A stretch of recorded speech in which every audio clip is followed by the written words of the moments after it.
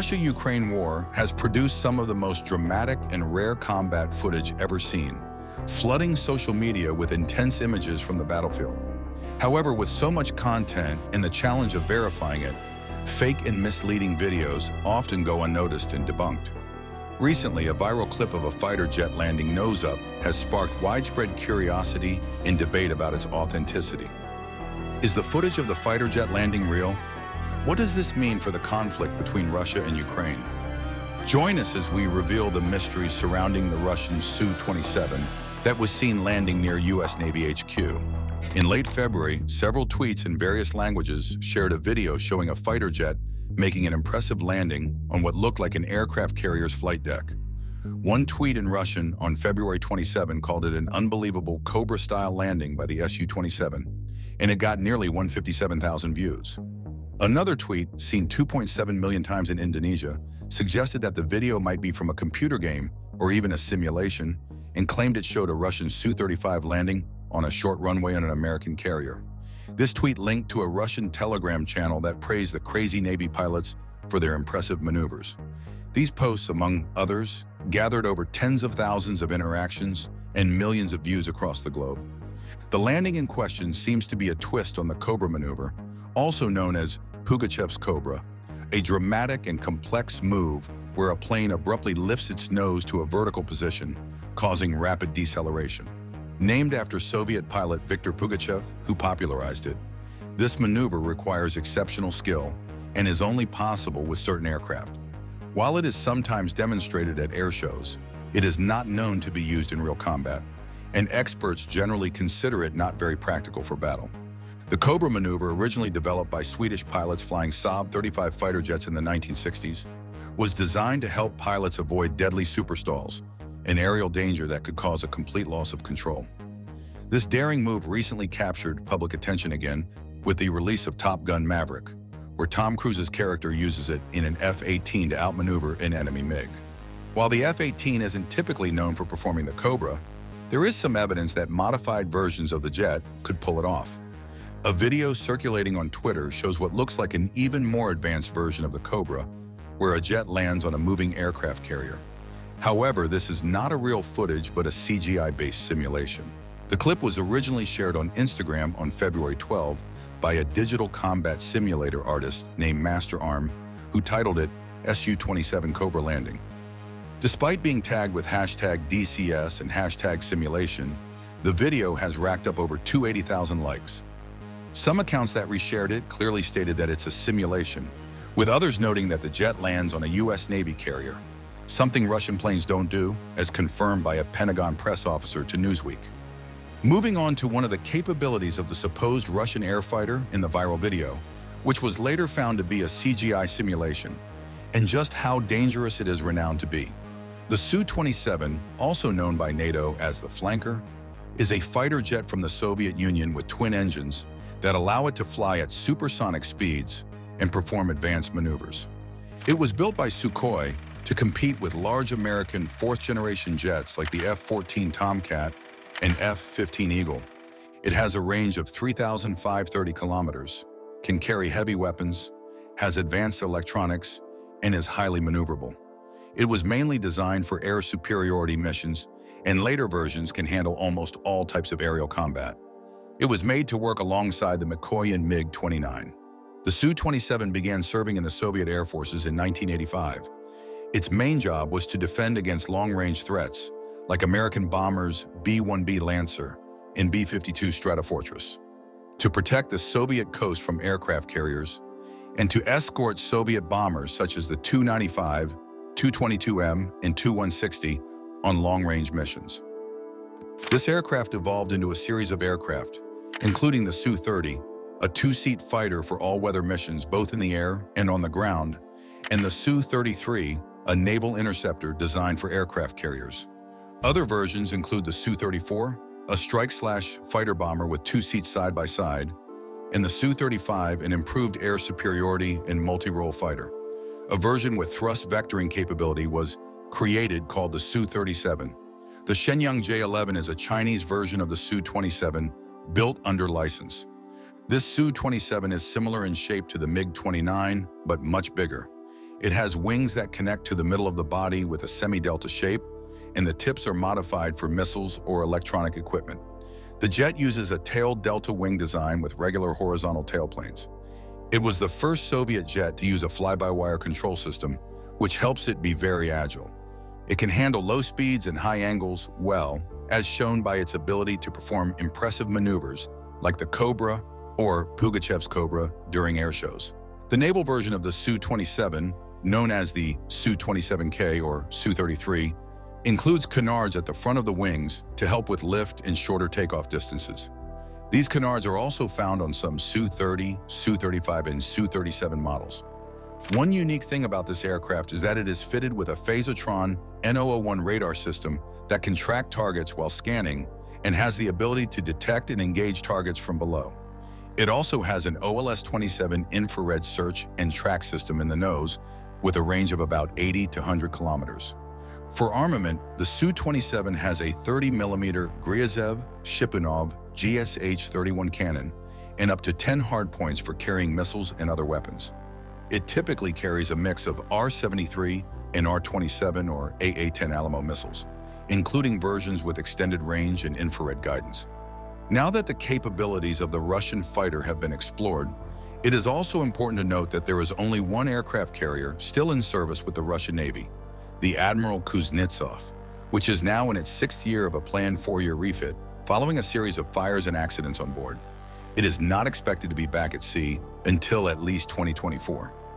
The Kuznetsov-class aircraft carrier is a type of ship that is designed to launch and land fighter jets using a ski jump ramp and special landing gear.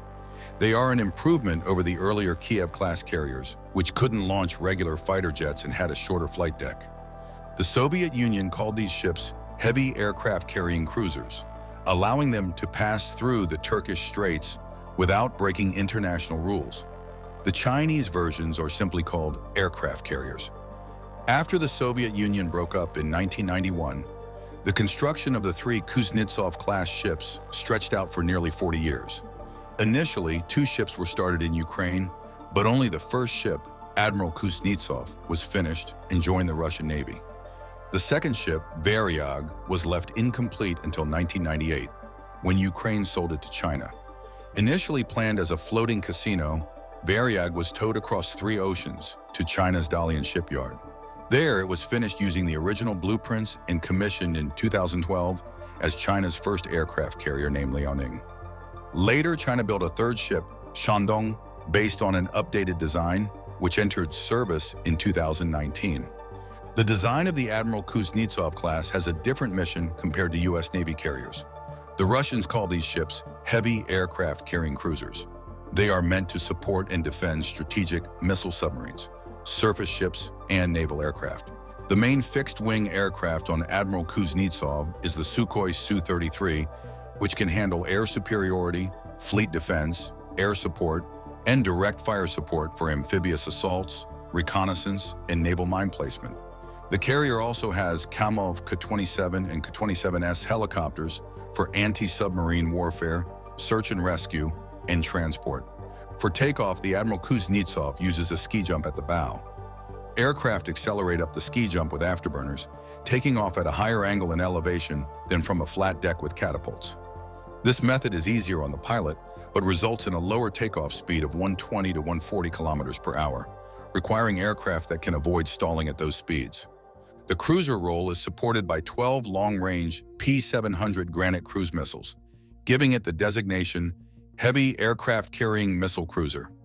Unlike most Western ships that use gas turbines or nuclear power, the Admiral Kuznetsov uses conventional fuel called mazout, which often creates a trail of heavy black smoke visible from afar. This may be due to not properly preheating the fuel before combustion. Admiral Kuznetsov began a major overhaul and modernization in early 2017 to extend its service life by 25 years. The ship was scheduled for upgrades, including improvements to its power plant and electronics, at a shipyard in Murmansk from 2018 to 2021. The ship's designation as an aircraft-carrying cruiser is crucial under the Montreal Convention, which allows it to pass through the Turkish Straits. The convention prohibits aircraft carriers heavier than 15,000 tons from transiting the straits. but it does not limit the displacement of capital ships operated by Black Sea countries. This allowed Admiral Kuznetsov to pass into the Mediterranean Sea with no formal protest from any signatory of the Montreux Convention regarding its classification. Furthermore, Newsweek has not been able to find any evidence of a Cobra landing ever being attempted successfully, let alone one where the jet is aiming for a moving target, such as an aircraft carrier. A YouTube video from 2010 is captioned as depicting an unsuccessful Cobra landing attempt by a Russian MiG on the Admiral Kuznetsov. Newsweek was unable to immediately verify the claim in context of the footage. Users speculated in comments that it instead shows a failed landing attempt or a flyby maneuver. In another instance, a Russian Su-33 jet sinks after a failed landing attempt on an aircraft carrier. The Sukhoi Su-33 is a Soviet-Russian fighter jet designed for use on aircraft carriers. It was developed by Sukhoi and built by the Komsomolsk-on-Amur Aircraft Production Association. The Su-33 is based on the Su-27, but has several modifications for carrier operations, such as a stronger landing gear, folding wings, and stabilizers. It also has canards, larger wings to help it fly at slower speeds without stalling, upgraded engines, and a twin nose wheel. Additionally, it can be refueled in the air. To make the Su-27 suitable for use on aircraft carriers, Sukhoi made several changes. The structure and landing gear were reinforced to handle the stress of landing, especially during fast descents. The control surfaces, like the leading edge slats and flaperons, were made larger to improve lift and maneuverability at low speeds, although the wingspan stayed the same. The wings were also fitted with special flaps and ailerons to increase the wing area by 10 to 12%. These wings and stabilizers were modified to fold, allowing more planes to fit on the carrier and making it easier to move them around on deck. The Su-33 was also equipped with more powerful engines for better performance and an in-flight refueling probe. It has canards to shorten takeoff distance and improve maneuverability, but these required changes to the wing roots. The rear radome was shortened and reshaped to avoid hitting the deck during high-angle landings. Compared to the MiG-29K, the Su-33 has a 50% higher maximum takeoff weight and more than double the fuel capacity, allowing it to fly 80% farther at high altitudes or 35% farther at sea level. The MiG-29K can stay in the air as long as the Su-33 by using external fuel tanks, but this reduces its ability to carry weapons. The Su-33 can fly as slow as 240 kilometers per hour, about 150 miles per hour, while the MiG-29K needs to maintain at least 250 kilometers per hour or 160 miles per hour for effective control. However, the MiG-29K can carry more air-to-ground weapons. The Su-33 is more expensive and larger than the MiG-29K, which limits how many can be deployed on an aircraft carrier. The Su-33 fighter jet is equipped with guided missiles like the R-73 and R-27E, which are mounted on 12 attachment points. It also has a 150-round 30mm JESH-31 cannon. For air-to-ground missions, it can carry unguided rockets, bombs, and cluster bombs. The Su-33 can operate both day and night at sea. However, its slot-back radar may not be very good at tracking multiple targets, so it often relies on other radar systems, an airborne warning, and control aircraft like the Kamov Ka-31 helicopter. The R-27EM missiles can intercept anti-ship missiles, and the infrared search and track system is positioned to improve visibility below the aircraft. Despite how formidable the Su-33 sounds, a leaked footage has surfaced on social media channels showing a Russian Su-33 fighter jet sinking into the Mediterranean Sea after a failed attempt to land on the Admiral Kuznetsov aircraft carrier. In the video, which has been widely circulated on military-focused Telegram channels, the aircraft can be seen in the water, still attached to the Admiral Kuznetsov's arresting gear. Nearby, a helicopter is visible, indicating a rescue operation for the ejected pilot. The incident is believed to have occurred in December 2016, when the aircraft carrier was participating in Russia's naval operations in Syria. The Russian ministry initially blamed the sinking on a failure in the arrestor system's cable, according to the Daily Mail. However, this incident is just one of many issues in Admiral Kuznetsov's troubled history. Commissioned in 1985, Russia's only aircraft carrier has faced numerous technical and operational problems. Alongside the Su-33 crash, a MiG-29 also went down during a landing attempt on the same carrier in November 2016. Russian media reported that both wreckages were retrieved about a year later. The incident with the MiG-29 further confirmed the issues with the Russian aircraft carrier. Despite being a fourth-generation aircraft, the MiG-29 is one of the most formidable fighters in the world. The Mikoyan MiG-29 is a twin-engine fighter plane created in the Soviet Union. It was designed by the Mikoyan Design Bureau in the 1970s as a fighter aircraft to dominate the skies. Alongside the Sukhoi Su-27, it was developed to counter advanced American fighters like the McDonnell Douglas F-15 Eagle and the General Dynamics F-16 Fighting Falcon. The MiG-29 first became operational with the Soviet Air Forces in 1983. The MiG-29 was originally designed to fight enemy aircraft, but many of them have been modified to handle a variety of missions, making them multi-role fighters. These jets are often equipped with air-to-surface weapons and precision-guided bombs. The MiG-29 has been produced in several versions, including the multi-role MiG-29M and the naval MiG-29K. The most advanced version so far is the MiG-35. Newer models often come with better engines, modernized cockpits with HOTAS controls, updated radar and infrared sensors, and more fuel capacity. Some models are also equipped for aerial refueling. After the Soviet Union broke up, several former Soviet republics continued to use the MiG-29, with the Russian Aerospace Forces being the largest operator. Russia planned to upgrade its fleet to the modernized MiG-29 SMT version, but financial challenges have slowed down the process. The MiG-29 has also been widely exported, with over 30 countries having used or still using the aircraft. As of 2024, it is estimated that 809 MiG-29s of various types are still in service, making it the fifth most common active fighter jet in the world. After participating in naval operations in Syria, the Admiral Kuznetsov returned to Russia in early 2017 for major repairs aimed at extending its service life by 25 years.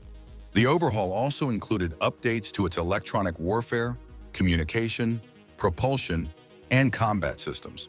While the repairs were initially expected to be completed by 2020 or 2021, various delays have pushed the timeline back. In 2018, during maintenance in Murmansk, a floating dry dock sank and a crane collapsed onto the ship, causing significant damage to its deck. A year later, on December 12, 2019, a fire broke out on the carrier due to faulty power cables. And another fire occurred on December 22, 2022, from unknown causes. The ship's return to service, originally scheduled for early 2024, has been delayed again due to late equipment deliveries and changing customer requirements. Currently, the Admiral Kuznetsov is expected to re-enter service at the end of 2024 or early 2025. Kuznetsov's struggles to stay operational suggest that having just one aircraft carrier isn't enough for a country to be effective. When Kuznetsov was sent to Syria for the first time in 2016 to 2017, it lost 2 aircraft because of problems with its landing gear. These issues seem to outweigh the advantages the ship brings to the Russian Navy. If Moscow wants to be a strong aircraft carrier nation in the future, it will need to replace Kuznetsov with multiple new carriers. However, given the money, resources, and manpower required, Russia is unlikely to achieve this goal anytime soon. However, despite these challenges, the Russian Navy has proposed an aircraft carrier designed by the Krylov State Research Center to take over from the Kuznetsov. This proposed aircraft, Project 23000E, also known as Storm, is estimated to cost over $5.5 billion, and development was expected to take about 10 years as of 2017. However, by 2020, the project hadn't been approved, and due to the high costs, it was uncertain whether it would be prioritized over other Russian naval modernization projects. Thanks for watching. While you are still here, click on the link appearing on your screen to check out another of our videos. See you there.